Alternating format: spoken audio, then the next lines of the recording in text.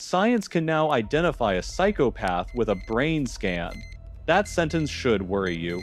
Not because of the psychopaths, because of where you will find them.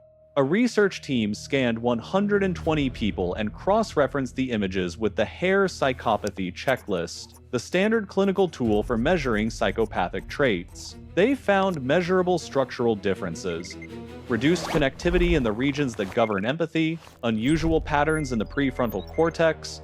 The science is real. Here is what nobody wanted to talk about next.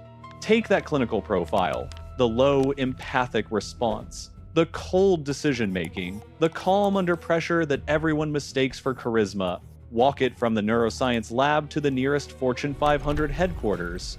You will find it in the job posting. Why did we build systems that reward the brain we claim to fear?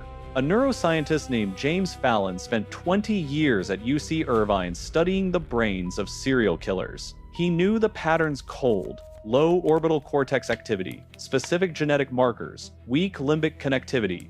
One afternoon, he was reviewing scans collected as controls for an Alzheimer's study. One scan matched the killer profile. He assumed someone in the lab was messing with him. The scan was his own. His genetics confirmed it: high-risk alleles for aggression, low empathy, the MAOA variant linked to violent behavior. He started calling himself a pro-social psychopath. He kept his job, kept his family, never harmed anyone. The only difference between Fallon and the men he studied was the environment he grew up in. He said so himself. That word, environment, is where the comfortable version of this story ends and the difficult one begins.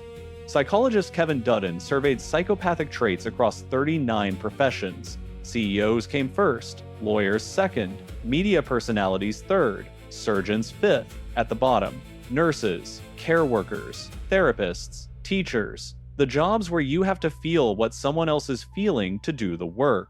That is not a random list. That is a map of what gets rewarded. But the ranking is not the disturbing part.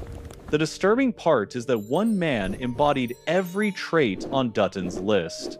For a decade, Wall Street called him a genius. His name was Al Dunlap. They called him Chainsaw.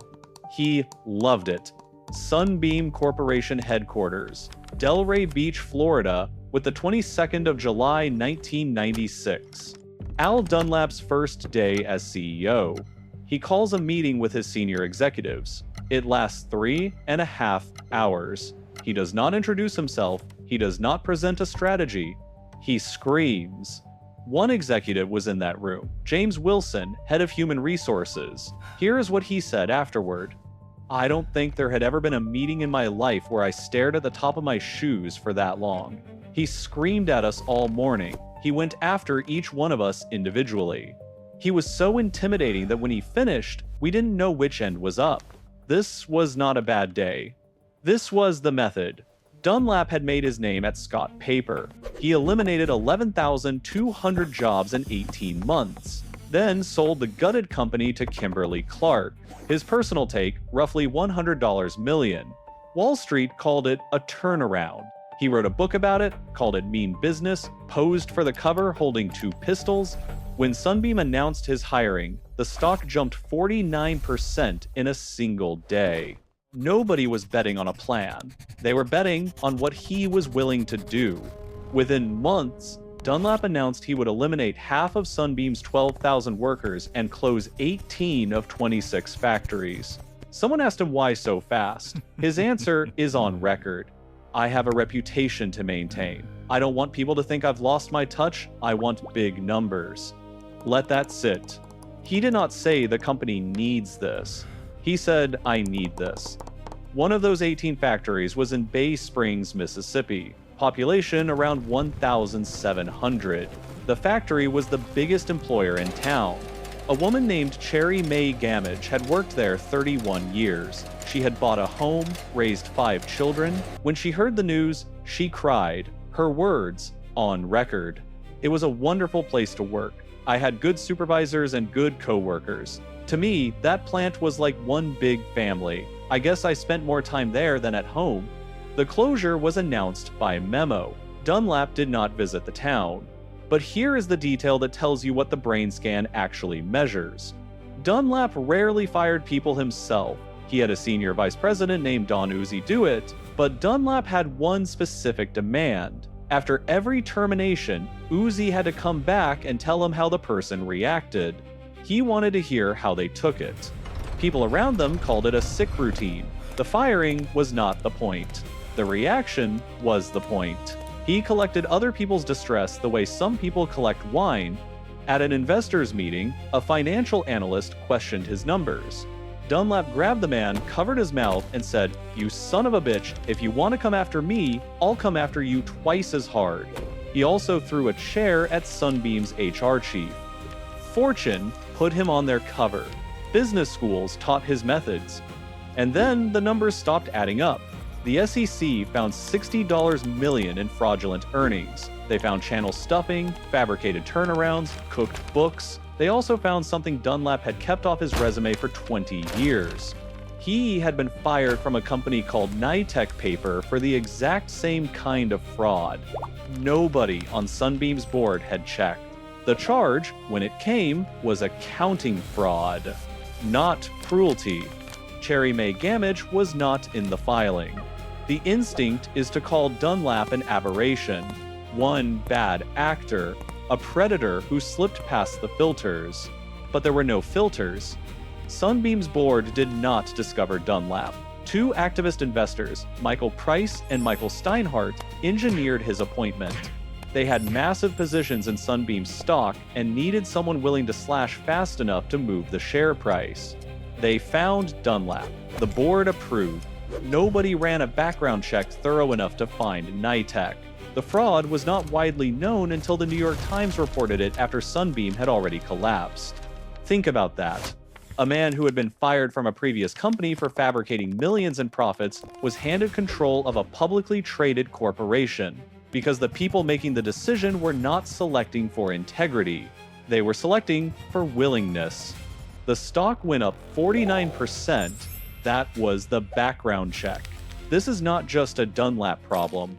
Paul Babiak and Robert Hare studied 203 corporate managers across 7 companies. About 3.9% met the clinical threshold for psychopathy, that is 4 times the rate in the general population. Organizational psychologist Tomas Chamorro-Premuzic studied the pattern and gave it a name: the leadership illusion. His argument is simple. We choose leaders based on traits that look like competence, confidence, decisiveness, composure. Research suggests these traits, when real, predict leadership performance weakly. When performed by someone who does not feel the weight of their decisions, they predict promotion strongly. Here is what that looks like in practice. Dunlap walked into rooms and dominated them. He did not pause, did not qualify, did not say it depends. He spoke with the absolute certainty of someone unburdened by the possibility that he might be wrong. The executives who sat across from him, smart people, experienced people, stared at their shoes for 3 hours and said nothing. Not because they were weak, because they had mortgages, because they had families, because questioning the CEO is not something the system rewards. Be honest with yourself for a moment. If you were in that room, your job, your salary, your kid's school, your mortgage, would you have spoken up? Most people would not. That is not a character flaw. That is the architecture working as designed. Dunlap's performance metrics were excellent. They always are for people like him. Revenue up, costs down, headcount slashed. The numbers were clean until they were not, because some of them were fabricated. But even the real numbers told only half the story.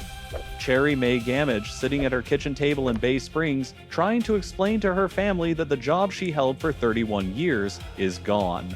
Multiply her by 6,000. That is one man's tenure at one company. The town losing its grocery store 6 months later, the pharmacy closing after that, property values dropping by 1/3, teenagers leaving because there is nothing left to stay for, a place that had existed for over a century beginning to hollow out because a man in Florida wanted bigger numbers on a slide. None of that was in the quarterly report. None of it was in the SEC filing. None of it was in the performance review that got Dunlap hired in the first place. The damage is real. The system is built to not see it. As journalist John Byrne, who spent years documenting Dunlap's career, wrote, "Chainsaw Al was a creation of the street and its ceaseless lust for profit at any cost. He came of age when the market routinely rewarded layoffs with lofty stock prices. The more people he tossed out in the street, the higher stock values went. He was not a bug in the system. He was the feature." After Sunbeam collapsed, journalists asked Dunlap's former colleagues a simple question. Did anyone see this coming? Every one of them said yes. Then they asked, why didn't you say something? The answers were the same. He was the CEO. You don't question the CEO. You stare at your shoes and hope your name isn't next. When Dunlap was finally fired, his son's response was recorded. I laughed like hell. I'm glad he fell on his ass. His sister said, he got exactly what he deserved. The people closest to him felt nothing when he fell. The people furthest from him, the investors, the analysts, the magazine editors, those were the ones who said they never saw it coming. That pattern tells you everything. The research describes a spectrum, not a category. Psychopathic traits are distributed across the entire population in gradations. The hair scale does not draw a wall between them and us. Somebody scoring 35 is clinically significant. Somebody scoring 12 has the same traits, just quieter. What makes those traits dangerous is not the brain alone. It is the room the brain walks into. Every workplace has an unwritten set of rules, not the ones in the handbook, the real ones. The ones that determine who gets promoted and who gets ignored, who gets listened to and who gets told to stay in their lane. When those rules consistently reward the person who cuts without flinching over the person who asks whether cutting is the right move. When they reward certainty over honesty and speed over care. Research suggests they are selecting for a specific kind of mind. Not by conspiracy, not on purpose, just through the slow accumulation of reasonable-sounding decisions, pressure to hit targets, rewards for confidence, punishment for hesitation. Dunlap did not corrupt the system. The system found Dunlap. Then it celebrated him. Then, when the fraud surfaced, it extracted him and left everything else in place. He never attended his own parents' funerals. He threatened his first wife with guns and a knife, according to divorce filings. He bought a bulletproof vest and a gun and charged both to the company. All of this was knowable. Some of it was known. The stock kept going up. A brain scan can identify a psychopath. It cannot tell you why we keep promoting them. Every decade, the research confirms the same pattern. Every decade, the structures stay the same. The individual is removed, usually with a generous severance. A report is filed. An ethics committee convenes. The selection criteria that elevated the individual are not examined. The next one is already in the pipeline. Quieter, better coached, with a PR team trained to manage the optics. A system that produces the same outcome across decades, industries, and continents is not broken. It is working. The question is not whether psychopaths exist. That is settled science. The question is whether we prefer a story where they are the aberration, the lone predator who slipped through, over a story where we built the conditions that find them, elevate them, and reward them until the damage becomes too expensive to ignore. Cherry Mae Gamage worked at that factory for 31 years. She raised 5 children on that paycheck. She called it family. Bay Springs is still on the map. The factory is not.